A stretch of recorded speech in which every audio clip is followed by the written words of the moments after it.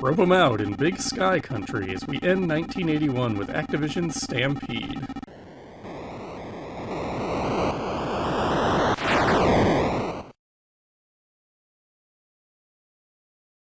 As discussed in the last video, Stampede was published alongside Ice Hockey in December following a delay from its originally scheduled September launch.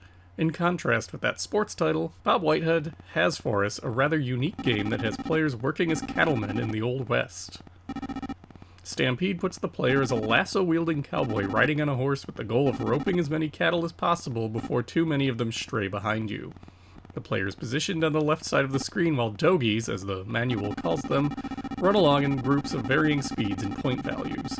The player is frozen in place while throwing the lasso, which means there's very little room for error, and whiff tosses can see some bulls and cows pass you by.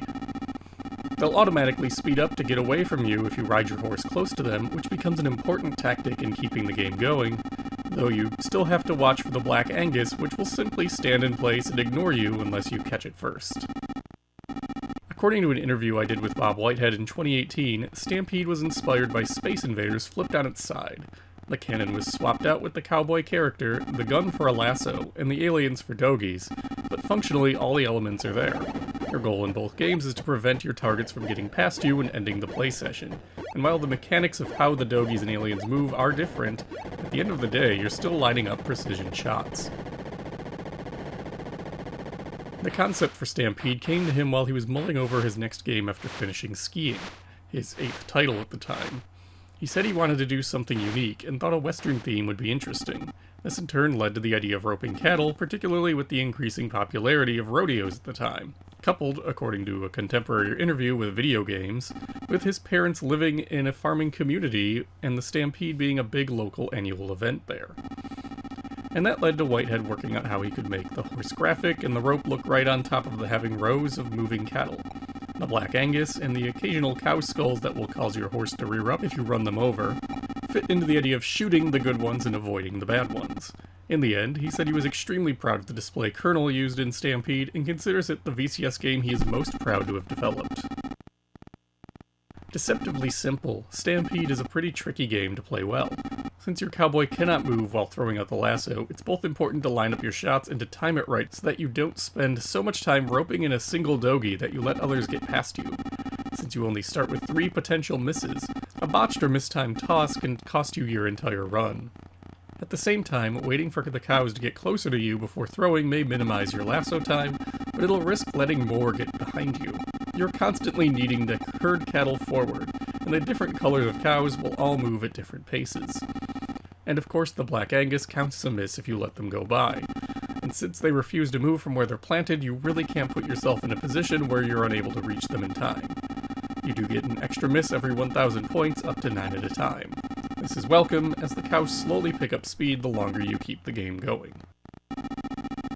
The different difficulty levels introduce new wrinkles to this core game experience. On Game 2, the dogies will move vertically to try and avoid your lasso.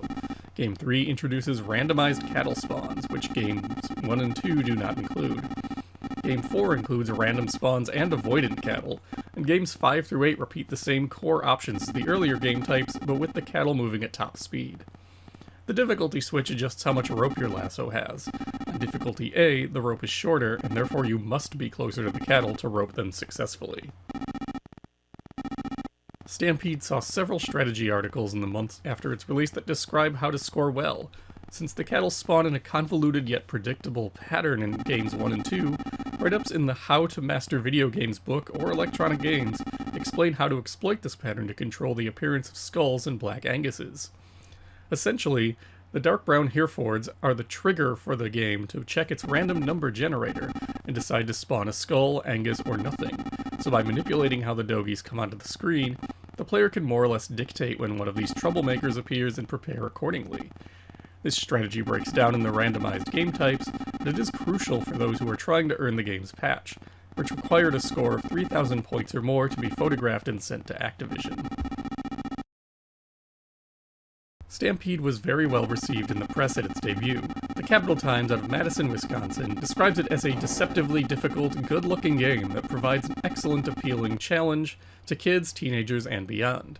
Video's Arcade Alley column gushed about the imaginative premise of the game and its lovely visuals, remarking that even though it's one of the few recent 2KB cartridges to hit the VCS, Whitehead proved that more memory isn't necessary for a solid, albeit challenging game.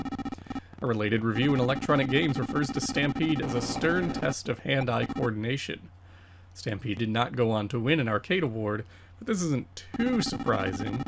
Due to the timelines used for the awards, this would have been included in the 1982 lineup, and that was a boom year of software on consoles, computers, and coin-operated cabinets.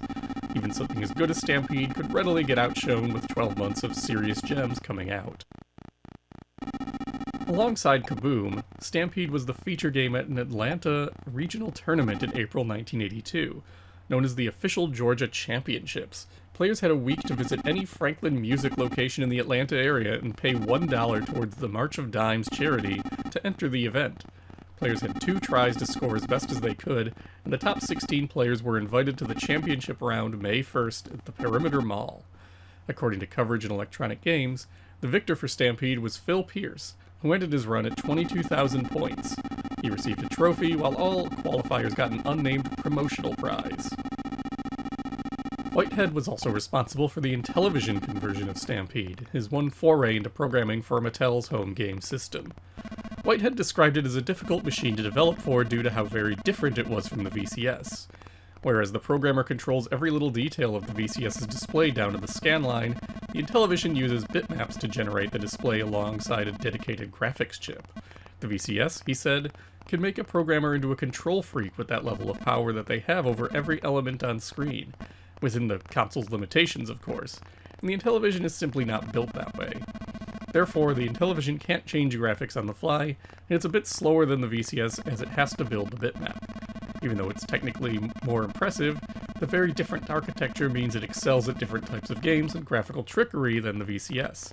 As for the Intellivision Stampede game itself, it matches up well against the VCS original and plays perfectly fine compared to its predecessor. According to comments from Activision President Jim Levy, Stampede, alongside Pitfall, were selected as Activision's first 2 Intellivision games because they offered unique gameplay for Intellivision owners, and a $2 million ad campaign pushed the pair for the 1982 holiday season.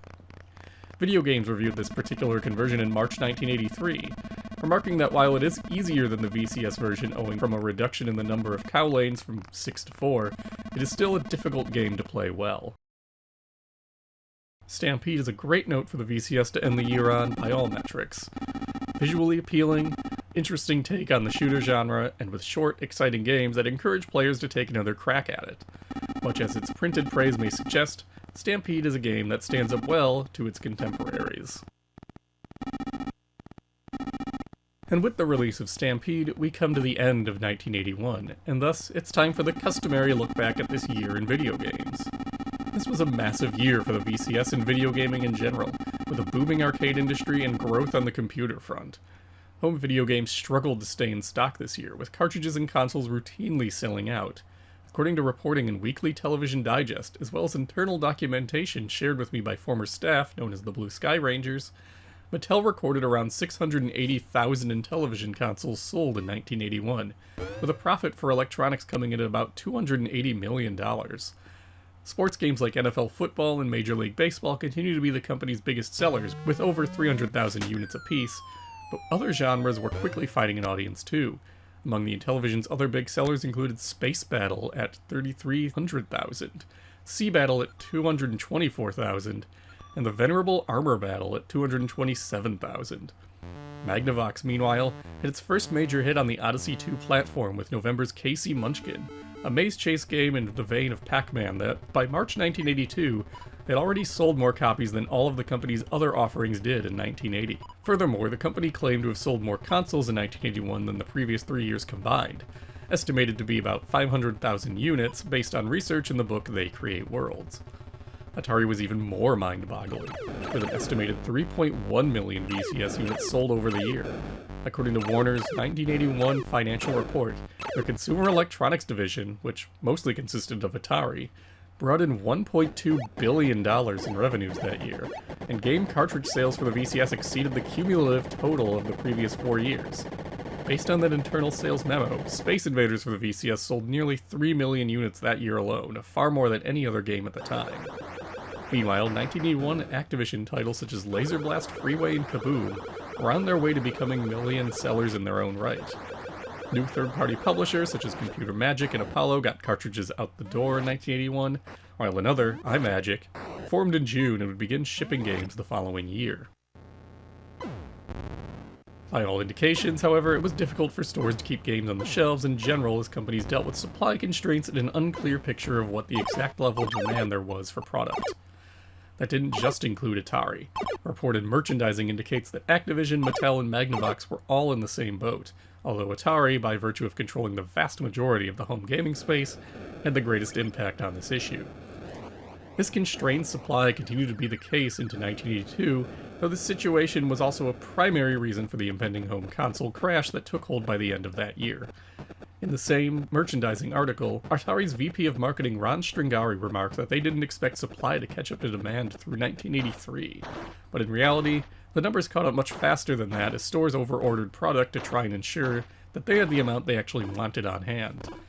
And on the flip side, 1981 was the year APF gave up the ghost and closed shop after the banks financing the company called in its loans, leaving Space Invaders clone Space Destroyers the final release on the struggling MP1000 platform. Similarly, Zircon issued its final 2 Channel F games for the holiday season, and neither reportedly sold well. Astrovision continued to support the professional arcade platform after getting the rights to it from Bally at the end of 1980, but as it had been under Bally's banner, the platform was extremely niche. Meanwhile, the coin-op space had another banner year in 1981, as the Golden Age fad continued to lend enough strength to support machines being placed in arcades, restaurants, convenience stores, cafes, and pretty much anywhere else you could fit one. Atari reported selling around 575,000 machines that year by itself, and one of its games, Asteroids, remained one of the top-performing titles for the year. This was firmly in the middle of America's Pac-Man obsession, which dominated coin-op earnings through a chunk of the year, and ultimately it sold more than 96,000 cabinets in the US. But other new titles such as Defender, Scramble, Gorf, and Donkey Kong all had their moments in the sun. 1981 also saw the release of other notable coin-op games. There were Atari's Warlords, Asteroids Deluxe, Tempest, and Red Baron. But the company's big hit for 1981 was Stampede, Atari's second most successful coin-op game of all time following the original Asteroids. From other companies you had Frogger, which saw a massively successful VCS conversion, and Galaga, which had a VCS conversion announced but never published or completed. The honeymoon here was starting to see its end, however. The inconsistent placement of cabinets meant some areas were oversaturated with games, while others still had unused room to grow. The coin-op market would end up entering a downturn in 1982 as the economics shifted for operators. The home computer space continued to be pretty small in North America, but 1981 saw the release of the unassuming VIC-20 computer from Commodore. The VIC-20 was relatively low cost, debuting at $300, but was importantly the first computer to get mass market availability through department stores like Kmart. Texas Instruments also debuted its TI-99 4A computer in 1981, retailing initially at $525. This soon sparked a price war, as Texas Instruments continually lowered the price of the 99 4A to compete with the VIC-20 even though it cost more money to produce. The price war continued into 1982 and eventually would cause Texas Instruments to abandon their market entirely, but that's a story for another time. 1981 did see the debut of the influential Ultima and Wizardry series of computer games, as well as the stellar pinball game Raster Blaster, so times were good for those few who could afford to get in on computer gaming. And for the very lucky, the IBM personal computer made its debut on the high end of the market. While primarily targeting business applications, in the ensuing years the PC would see quite a variety of gaming software. The successes of 1981 primed the pump for a slew of new players in the home gaming space in 1982, as well as some of the most technically impressive games yet both on the VCS and off of it. The series will likely be in 1982 for a long time yet to come.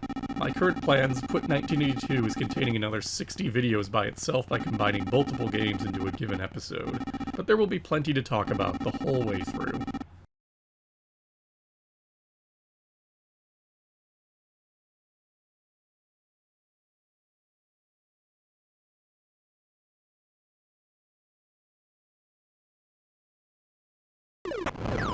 Next time, Apollo makes up for Skeet Shoot with a technically impressive piece of work.